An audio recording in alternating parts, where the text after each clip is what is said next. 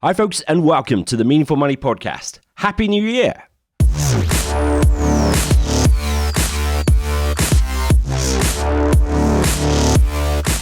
This is the podcast dedicated to helping you put your finances in order. My name is Pete Matthew, and I'm going to share with you everything you need to know and everything you need to do to secure your financial future. I'm here to help you make sense of money in 2020.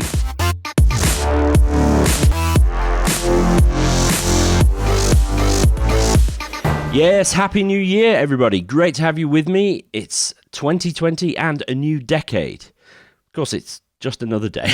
Let's not over-egg it. But, you know, when we stand at the threshold of a new year or a new decade, or even those of us remember the new millennium, it feels like a time just to reset, refresh ourselves, remind ourselves of what's important as we look to the year ahead. So that's what we're going to do today. Affirm some things we need to remember as we approach this new year, okay? These things will stand us in good stead for the weeks, months, and years ahead. So I'm looking forward to getting into this. After that, I'll look at a review that's been left and, some other good stuff as well. So stay tuned for that. But don't forget, as ever, at the threshold of a new year, this podcast continues to be brought to you with the help of my friends at 7 Investment Management. They've been helping me out here since time immemorial, and I'm very, very grateful to them for doing so. Please do check out what they're up to. They're at 7im.co.uk. That's the number 7im.co.uk. And also check out the Meaningful Money branded self-investment platform that those guys have built. Great place to start investing or to diversify your current investments. meaningfulmoney.tv/podcast invest. Everything you need to know about that is there.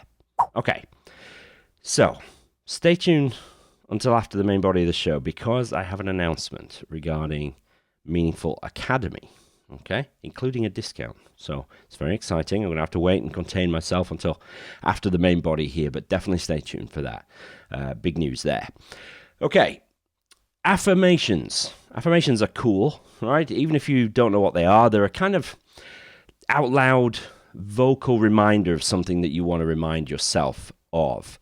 That can either be something that's already true or something that you would like to be true at some point in the near future. Generally, affirmations are expressed as present tense expressions. Now, that might seem weird if, in fact, the things that you're saying aren't currently true for you, but expressing them as if they are is a really powerful way of helping you to see what it might be like if they were true. Now, don't get me wrong, I'm not a massive fan of anything that seems too out there or zen or woo-woo, but I actually know this works, and if nothing else, it's a great reminder of the core beliefs that we should all have around money and its effect on our lives. Okay, so that's where we're going today. I've got 7 affirmations for you. Remember, notes, links, and even a little printable, downloadable thing for today's episode. They're all at the show notes. Nice and easy. meaningfulmoney.tv/New Year 2020. All right, meaningfulmoney.tv/New Year 2020. Everything you need is there. Let's dive into our affirmations. Okay. First affirmation is, I am intentional in all areas of my finances. We're about 3.5 minutes into this podcast, and it took me only that long to get my favorite word into the first podcast of the new decade. So regular listeners will know I love the word intentional. It's the opposite of, say, like by default, all right, or even, of course, unintentional. Unintentional is almost always a negative thing. We talk about the law of unintended consequences. And with your personal finances, you don't really want unintended consequences. Being intentional is about taking control. It's about telling your money what you want it to do for you, where it should be put to work. And that takes in everything from daily expenditure to reviewing your insurance program, to choosing and maintaining your investments. It's about knowing where you want to end up and making sure that every decision and inflection point along the way lead generally in that direction. Deciding to be intentional might seem like a lot of effort. You might look at it and think about it and think, just I'm exhausted already before I've even done anything. But it doesn't need to be. And I've provided all kinds of tools and resources in back episodes of the podcast. Just go to meaningfulmoney.tv, click on the Learning Center and search for what you want to know about. There's so much stuff on there. The idea, of course, is to make it as easy and as low effort as possible. So being intentional doesn't have to mean a lot of work. It's a really important thing to understand. So say it with me. I am intentional in all areas of my finances. I am intentional in all areas of my finances. That's our first affirmation. The second is, I am committed to continual learning. This is about committing to continual improvement for the rest of our lives. One of the American founding fathers, Benjamin Franklin, apparently said, without continual growth and progress, such words as improvement, achievement, and success have no meaning. And who doesn't want to improve, achieve, and enjoy success in their financial and in their wider life? But in order to do so, we need to commit to improving our understanding in quite a few areas. Obviously, we need to understand the mechanics of financial success, things like day-to-day control, investing methods, use of leverage, the dangers of debt, all that sort of stuff. We also need to broaden our horizons and not just seek to reinforce our current closely, tightly held beliefs on these things. That's called confirmation bias, and we need to guard against that. We need to look to broaden our horizons, consider different views, and then pass those to come up with our own view on things and a way of taking action. I think perhaps most importantly, we need to commit to continually increasing our understanding of ourselves. One of my online heroes, Gary Vee, says that self-awareness is a superpower. And only, I think, when we truly understand ourselves, if we can ever fully do that. Remember, we're committing to improvement, not to end of the day achievement here. But only when we truly understand ourselves can we try and optimize our actions in light of that to give ourselves the best chance of success. Okay, so say it with me. I am committed to continual learning. I'm committed to continual learning. That's the second of our affirmations. Number 3, I am paying myself first. This is such a core tenet of financial success. It needs to be continually on our minds. It takes several forms, which are worth reminding ourselves of at the start of this brand new year. Firstly, and most practically, of course, it's about taking our monthly salary and making sure we set aside money for debt repayment and or regular saving and investment before we do anything else. Before you eat, before you heat your house, you pay yourself first by paying down debt or saving for the future. That's the first thing you do with your money when it arrives. It's also about optimizing for tax efficiency by taking advantage of tax relief and tax-free growth investments like pensions and ISAs and others. We're using legitimate government-sanctioned ways of growing our wealth before the revenue even get a slice of our money. Costs too. Why pay your platform, your fund manager, your financial advisor more than you have to? In doing so, you're paying them first, really, and taking money out of your own pocket. We absolutely must look after number one, right? Now, if, as an aside, for you that means, yes, having an advisor set everything up for you and maintaining it, either because you can't or you don't want to or you don't have the time, that's fine. That in itself is a form of self-care. But if you do feel able to do this stuff yourself, then a relentless pursuit of cost reduction is the definition of paying yourself first. You need to always put your own future first because nobody else will. Nobody else will. Right? Say it with me. I am paying myself first. I am paying myself first. Number 4, I am living for today while planning for tomorrow. I'll say that again and hopefully not trip over it this time. I am living for today while planning for tomorrow. One of the questions I get asked most of all is about balance, and the question takes many different forms. How do I balance investing between an ISA and a pension? How do I weight the balance of assets in my portfolio? I think I might do a whole season on balance one day. That would make sense, I think. But the biggest question by far is how to balance long-term savings for the future against enjoying everything that life has to offer us today. And the problem with answering that question unequivocally is that literally everybody's situation is different. So at best, we can only talk in rules of thumb. And we're likely really to be talking in terms of degrees rather than absolutes. So if you're tempted to say, well, I might be dead tomorrow, so why save for a pension that I might never use? Well, you're definitely erring too far towards living for today because you probably won't be dead tomorrow. Chances are actually that you'll live beyond 90, and it sucks to be old, knackered, and broke. Okay? Conversely, if you're not taking any time off work, you're working every hour God sends, you're going without all of life's little luxuries, you're not enjoying anything like that, that would be too far the other way for me. Many of the real hard-nosed fire guys, go for that very, very much. You don't enjoy anything now. It's sort of relentless pursuit of increasing your savings rate and things like that. Dave Ramsey, who's not in that camp, but Dave Ramsey has a saying that you should live like no one else so that later you can live like no one else. So in other words, he's saying don't fall into the spending traps, what is perceived as normal, getting into debt to buy cars and have expensive holidays and stuff like that. The real hard-nosed fire guys who are retiring at 30, because they've lived like monks. There's not many of those, really, but some, you get that impression from them. That's too far the other way as well. I think how you interpret living for today versus saving for the future is very much a personal thing. If you do want to retire at 40 or even earlier, it'll likely take that kind of focus or a very high income and a very low lifestyle. But if you just want to retire at something like a normal point in life, you can definitely enjoy the present while you're on the journey. And for me, it's important to do so. So use your judgment it's really part of being intentional, isn't it? But for now, say it with me. I am living for today while planning for tomorrow. I'm living for today while planning for tomorrow. Number 5, I am free of bad debt. You know how I feel about bad debt. Just as a quick reminder, bad debt is debt which is high interest and is generally used to buy stuff which goes down in value. So essentially that means overdrafts, credit cards, personal loans, which are used to buy unnecessary luxuries. Good debt is low interest and is used to buy things which add value over time. So a mortgage to buy a property, a student debt which might buy you potentially higher earnings in the future. Bad debt is just a chain around your ankles. It's a burden on your shoulders. For committed wealth builders, really it should have no place in our lives. And I think it serves as well to remind ourselves of that often.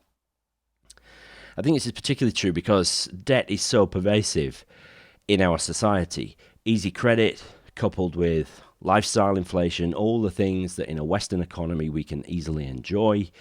And all that stuff is sort of fueled by the unmatchable Instagram-friendly lifestyle that we see every day online. All those things, that's an insidious combination.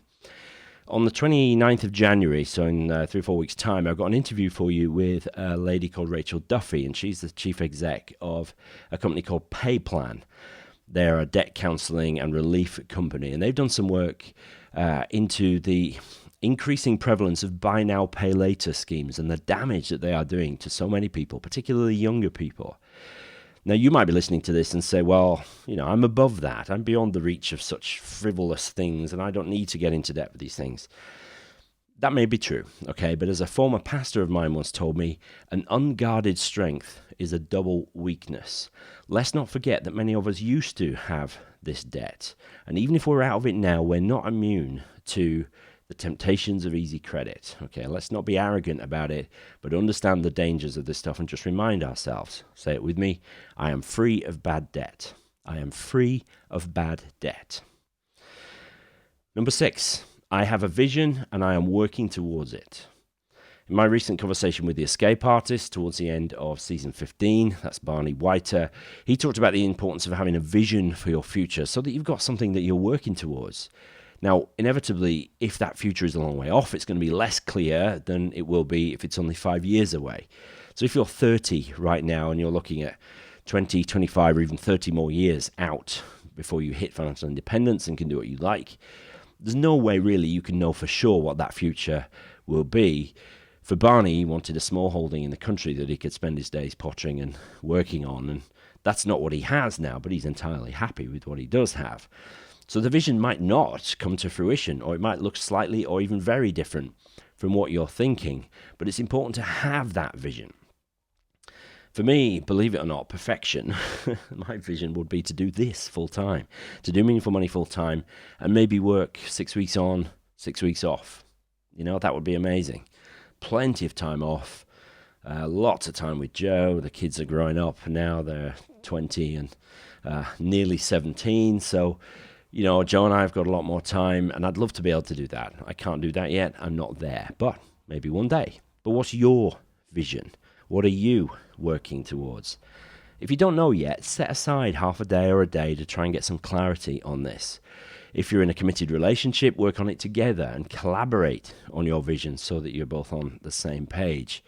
Your individual visions might look very different, but assuming you still want to be together when you get there, there's going to need to be some provision by each individual for the joint combined vision.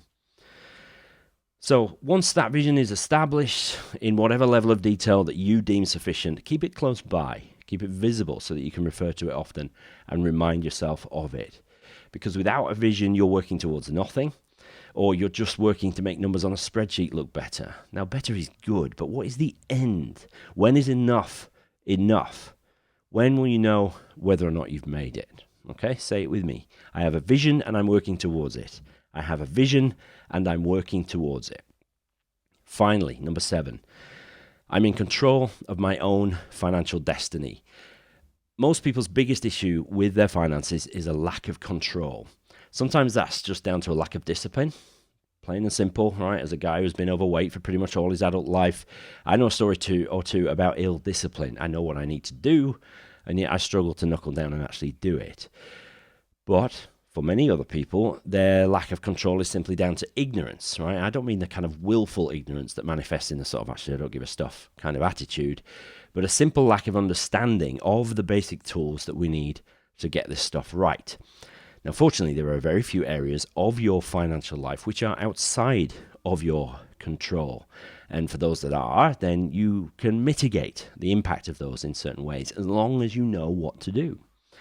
So this whole Meaningful Money project, which is now nearly 10 years old, is designed to give you those tools so that you can take control. But of course, you have to actually pick them up and put them to use.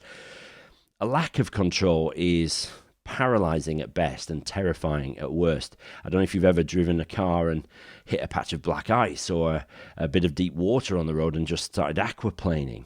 The reason your heart rate skyrockets and the adrenaline is pumping is because you realize in an instant that you no longer have control over this 1.5 ton chunk of metal that you've been piloting down the road just milliseconds before. Gaining control, by contrast, is incredibly liberating and satisfying. We all want to feel good about ourselves and the handle we have on our money, and that feel good, that sense of well-being comes from being in control. So folks, keep listening and keep watching and learning, not just to this show, but to the many other good shows that are around and the great blogs and stuff. But make sure you pick up the tools and put them to use in your specific situation. I know you can do it. Say it with me. I'm in control of my own financial destiny. I'm in control of my own financial destiny. Okay. 7 assumptions, affirmations for you then. I'm intentional in all areas of my finances. I'm committed to continual learning. I am paying myself first. I am living for today while planning for tomorrow. I am free of bad debt. I have a vision and I'm working towards it. I'm in control of my own financial destiny. No doubt you can come up with some of your own. Those are mine. I've added those 7 that we've just talked about to a kind of printable download for you, in case you want to have those close to hand. There's no opt-in required or anything like that. It's just a download from the show notes on for this episode. The address for that is meaningfulmoney.tv/New Year 2020. Okay? Right, the big announcement about Meaningful Academy. This is exciting. All right, the Financial Foundations phase of Meaningful Academy is open to all from now. Now, you might remember I opened up this phase to 50 founders back in June 2019. Since then, we've been completing and refining the content and the layout to try and make it as good as we can. The content there now really represents my best thinking on how to take control of your finances, just like I was talking about just now. So the course includes stuff on mindset, building an emergency fund, setting and sticking to a budget and making that easy, rapid debt elimination, all the way through to how to set up a program of insurance that works for your individual circumstances, even onto the basics of saving and investing. right? It really is my best thinking on all that sort of stuff. At the start of this decade, if you're thinking, this is the time to finally get my finances in order, then this is the quickest way for you to learn and apply what you need in order to make that happen for you, okay? So as well as the video lessons in the course delivered by your favorite Yorkshireman, there are downloadable worksheets, calculators, there's a secret Facebook group where you can ask questions and share experiences with like-minded folks who are also Academy members. So where do you need to go for this? meaningfulacademy.com. Find out more. Okay, really important though, before you sort of pause this and go straight over there, there's a coupon code, all right, which is exclusive to this podcast, and that will get you 25% off the price of the course. The usual price is £129, but if you use the code podcast25 at the checkout, that will go down to £97, okay? Better still, there's a 30-day, no questions asked, money-back guarantee. I know that you're going to get enough value from the course in the first 30 days to easily save you the 97 quid you've spent on it, right? If you don't agree, let me know and I'll give you your money back, plain and simple. So, meaningfulacademy.com, the coupon code is podcast25, all right, all one word, podcast25. I'll see you on the inside. Okay, here's the first review of 2020. It's actually from earlier in 2019. I've still got lots of these to go through. So this is from Joey Jones Pro. The headline is The One-Stop Shop for Personal Finance. Love it. Pete's podcast is educational and engaging, covering a wide range of subjects on personal finance. This podcast has helped me focus on my financial life plan and prepare for the future. A must listen for anybody of working age. The book is ordered, and I'm hoping to share this podcast and book with friends and family so they can benefit from Pete's words of wisdom. Joey Jones Pro, thank you so much for buying the book. Thank you for listening and for sharing the podcast and the book. Just buy the book, read it, and then pass it to somebody who you know will be helped to buy it. But I hope that you've enjoyed it. Joey Jones Pro, thank you for the support. If you want to leave me a review, please do that. meaningfulmoney.tv/iTunes if that's your poison. If you're an Android user or anybody else, really, wherever you're listening to this show, if there is an option to leave a review, please take just a couple of minutes to do that. We're closing in on 1,000 iTunes reviews now, which is nuts. There's not many podcasts that have that many reviews, so I'm so grateful to everybody who's left one. Right, what's coming up next week? Well, I'm going to be building on today's episode, really trying to sort of set the new year and the new decade off on the right foot. I'm going to remind us of some of the basics as we get our finances in order. No matter what stage we're at, we are never above a reminder of the basic tenets of financial success. I find myself reminding millionaires of many of these basics every day at my practice here at Jackson's Wealth, okay? If that's true for those guys who are financially independent by any measure, then it's true for many of us who are still on the journey. So a reminder of the basics is coming next week. Stay tuned. It's important. Okay, that's it, folks. I hope that you've enjoyed it. Happy New Year once again to you. Exciting times ahead. Lots more to come from Meaningful Money, as you can imagine. So thank you for joining me. Really hope you have a great year. Don't forget, everything's at the show notes, meaningfulmoney.tv/New Year 2020. Cheers. I'll see you next week.